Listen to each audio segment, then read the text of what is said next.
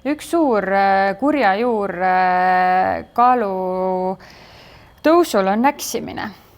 Millist mõju avaldab teie suure kogemuste pagasi põhjal näksimine kehakaalule ja kuidas sellest halvast harjumusest lahti saada?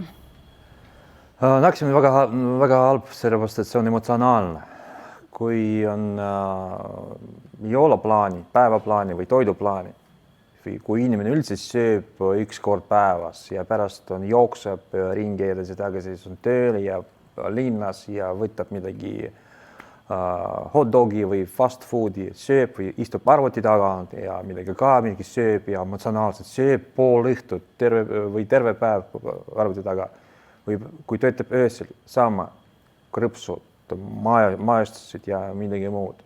Ja see on kaootiline söök. See on väga halb ja miinimum tuleb kehaga juurde ja edasi tuleb soolikustik probleemid ja veresoonte probleemid ja haigusest ja seedimistrakti probleemid haritusest ja seda haigusest. Ja kuidas seda parandada? No, ikka on, nagu ma alati räägin, et toidurežiimil vaja planeerida oma söök.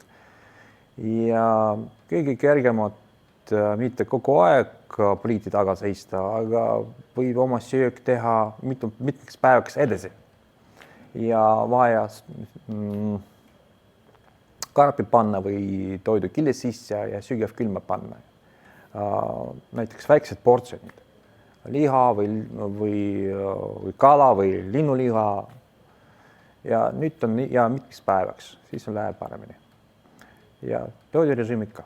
Aga täname teid, Artur, nende kasulike nõuannete ja huvitavate mõtete eest. Aitäh! Aitäh teile ka, väga tore!